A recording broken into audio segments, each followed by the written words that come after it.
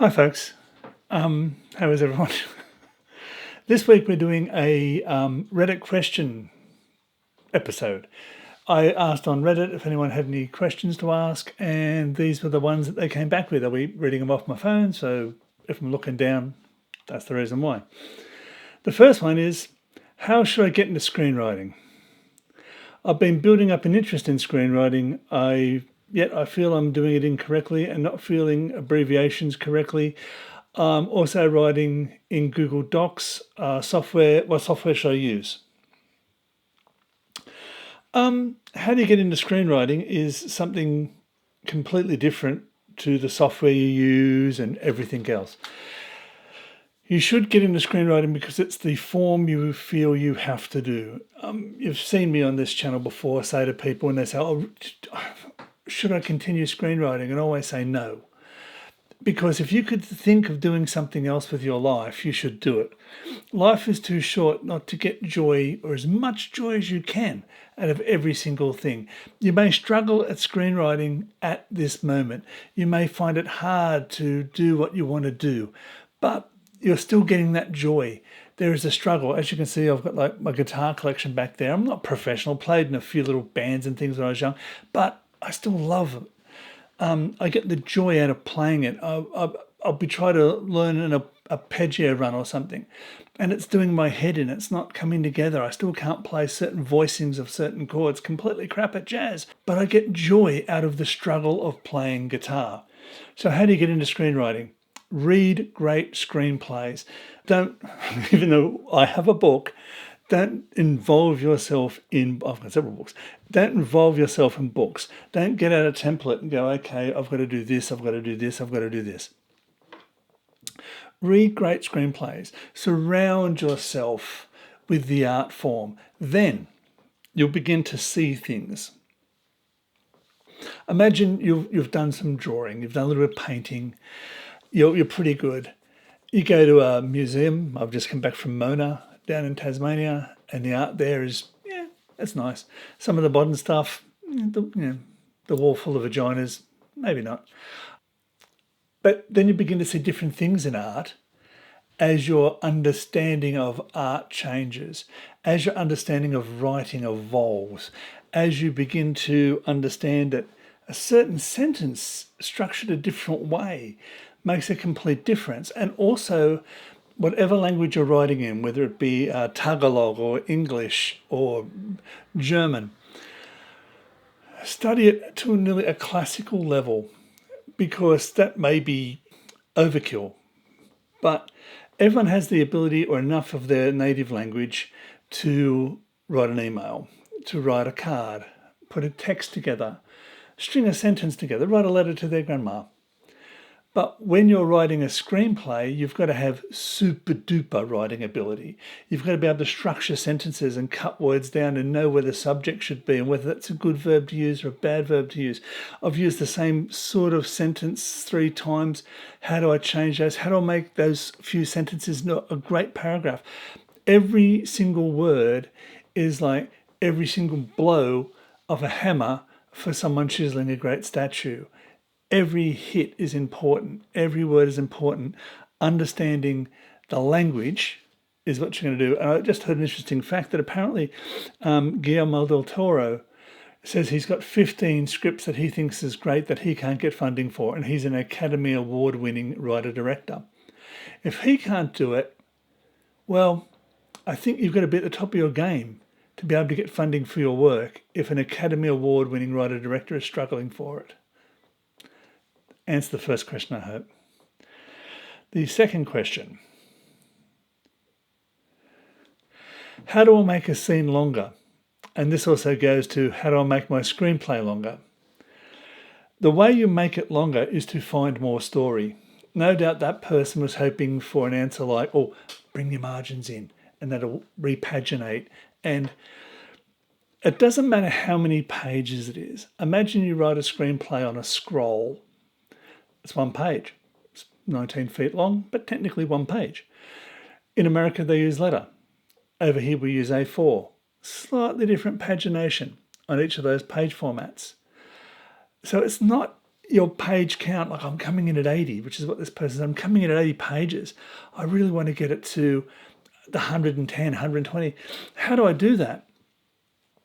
The way you do that is find more story. I'm doing a rewrite at the moment, and I'm going through and I'm cleaning up sentences, and I've got this one scene where someone's walking up the road, they're having an argument. When they finish getting to where they're going to go, which they're just having a break from their walk, they're in a little camping area, and they're sitting down at those seats. They sort of resolve their argument, and then one of the characters walks off screen, and they discover something and come back and they tell that person. That was about 7 pages, maybe 6. So I realised that the only thing that scene does when they're walking up the road is the argument. Right? I probably, in the early days of my writing, because I'm rewriting, this is an older script I'm rewriting for someone, that was probably me trying to get pages. But I've now moved that into when they're sitting down. So the argument is sort of starting as they're entering where they're going to sit down. It continues while they're sitting down. The getting and handing of things to each other while they're talking is sort of helping resolve the issue. I'm just looking at the camera. It looks like it's going in and out of focus a little bit.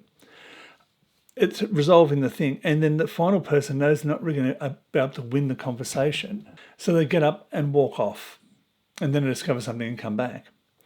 I've lost pages, but increased story density.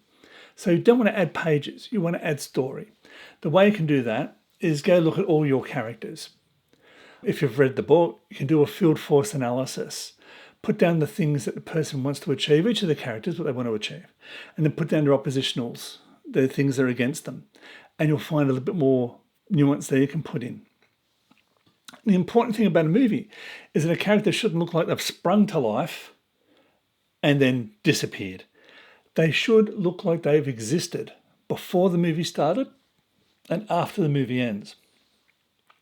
Unless, of course, you're one of my characters and I kill them all anyway. But make sure that they feel real, that they've had a life. You're seeing a slice of life, and then we see them after the movie, their afterlife. That's why some people say it has to have an arc. You have to see the person at the beginning, the character has to go through change, and then you see the character at the end. Same thing for all the characters. Write little arcs for every single character and you'll find something. And you can add that in as a B story, a C story, or does the actions they're carrying out in their B and C stories impact on your main character's A story? Suddenly, now you've got this person trying to achieve something who's dragging your protagonist off their course a bit. That's a bit of tension there, a bit of conflict. Come on, you've promised you'd help me over here. Let's stay on part, but this is really important to me. And now you've got complexity between characters. Look at Captain America and Iron Man. Basically, that's a whole big thing in the MCU. They both are good guys, both pointing in the one direction, but they both have different needs and wants in how they're going to achieve that, how they're going to be the good guy. And that's something you can bring in. Let's find the third question. Can I write a certain place in my script? Now, this is a legal question, and as you probably guessed, I'm not a high-powered solicitor, but I can tell you this. Public places do not have privacy. So you can talk about the Eiffel Tower, the Louvre. You could talk about Tower Bridge, London Bridge, the Globe Theatre. You can mention all those places because they themselves do not have privacy. But this person was talking about a specific stadium, and it was called Arrowhead Stadium.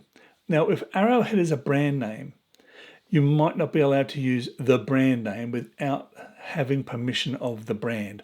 But if it is outside Arrowhead Stadium, they want to set their story in Arrowhead Stadium.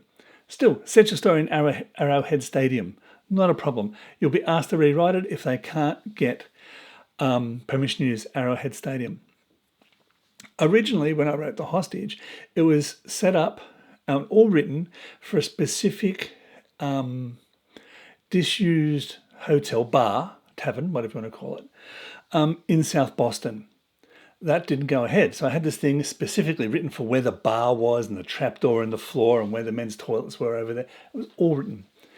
So then I changed it to a generic room, not quite as specific.